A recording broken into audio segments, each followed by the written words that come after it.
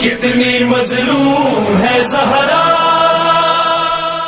جی ہاں ناظرین کرام، السلام علیکم ورحمۃ اللہ وبرکاتہ۔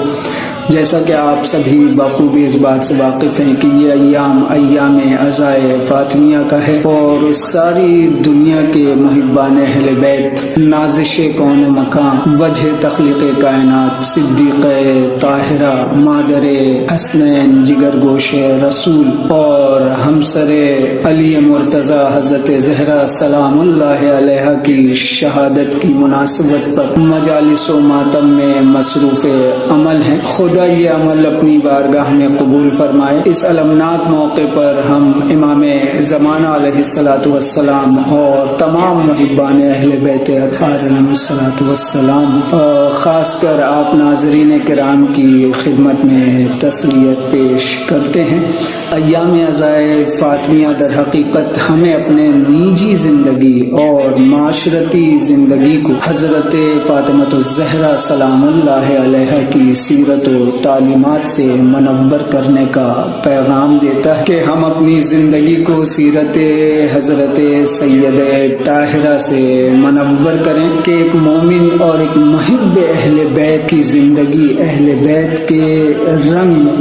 رنگے بغیر ہرگز کامل نہیں ہو سکتی۔ اپنے وقت کو قیمتی بنائیے اور خود کو اہل بیت اطہار علیہ الصلوۃ والسلام، بالخصوص سید کونین کی سیرت و تعلیمات سے رنگ لیجئے کہ یہی آپ سے اور اہل بیت اطہار علیہ الصلوۃ والسلام سے محبت کا حقیقی تقاضا ہے۔ اور اس بات سے آپ بخوبی واقف ہوں گے کہ شہزادی کونین کے لیے وقت کے امام حضرت امام زمانہ علیہ الصلوۃ والسلام جیسی عظیم ہستی، جن کے لیے یہ آسمان ہر رات ہزاروں آنکھیں لیے ان کے دید کا منتظر ہے، آپ فرماتے ہیں کہ فی ابنت رسول اللہ صلی اللہ علیہ وآلہ اسوۃ حسنہ فاقتدوا بالزہراء سلام اللہ علیہ، یعنی امام زمانہ علیہ الصلوۃ والسلام فرماتے ہیں رسول خدا کی بیٹی حضرت فاطمہ الزہرا سلام اللہ علیہ میرے لیے بہترین نمونہ عمل اور مشعل راہ ہیں، ان کی اقتداء کرو تاکہ ہدایت پا سکو۔ میرے عزیزو، آپ کو یہ جاننا ضروری ہے کہ کائنات ارض و سما میں سب سے اعلیٰ و عرفہ ہستی کا نام فاطمہ ہے، اور آپ کی محبت و ولایت ہی اعمال کی قبولیت کی شرط ہے۔ آپ کا نمونہ عمل اور دنیا والوں کے لیے بہترین آئیڈیل قرار پانا یوں ہی نہیں ہے۔ آپ توجہ کیجئے کہ رسول خدا کے گھرانے کا کوئی بھی فرد اس لیے نمونہ عمل نہیں ہے کہ وہ رسول کا قریبی رشتہ دار ہے، بلکہ وہ اس وجہ سے نمونہ عمل ہے کہ اس کے اپنے اعمال رسول کے اعمال کے مطابق ہر رجس اور نجاست سے دور ہے۔ لہذا میرے عزیزو، اگر ہم نے اپنی خواہشات نفس کی پیروی کی اور جو کچھ بھی جی میں آیا کرتے رہے تو ہم نے سچی محبت کا اظہار نہیں کیا۔ سچی محبت تو تب ہوگی کہ جب ہم اپنے محبوب کے پسندیدہ عمل کو اپناتے اور اپنے اچھے اخلاق، کردار اور عمل کے ذریعے بارگاہ سید کونین سلام اللہ علیہ میں خراج عقیدت پیش کرتے اور اپنی زندگی کو دختر رسول، بی بی دو عالم، صدیقہ طاہرہ، مدافع اہل بیت کی راہ میں پہلی شہیدہ حضرت فاطمہ الزہرا سلام اللہ علیہ کی سیرت و تعلیمات سے خود کو منور کرتے۔ ایک مومن کی زندگی نبی اور آل نبی کے رنگے بغیر کیسے کامل ہو سکتی ہے؟ اس لیے میرے دوستو، اپنے اوقات کو قیمتی بنائیے اور سیرت اہل بیت، بالخصوص سیرت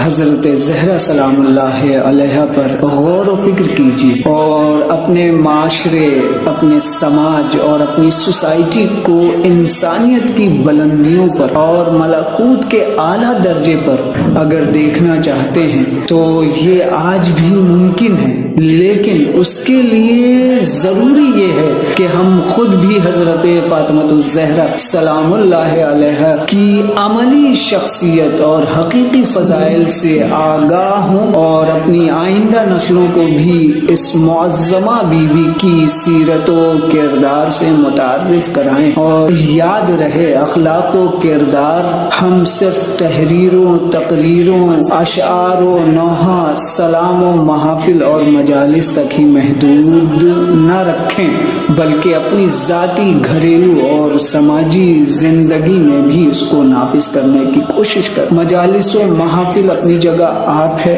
باعث اجر و ثواب ہے اور اس کا کوئی نظیر و بدل نہیں ہے۔ اسے خوب کیجیے، جی بھر کے کیجیے، لیکن میرے عزیزو، خدا، رسول اور ائمہ اطہار علیہ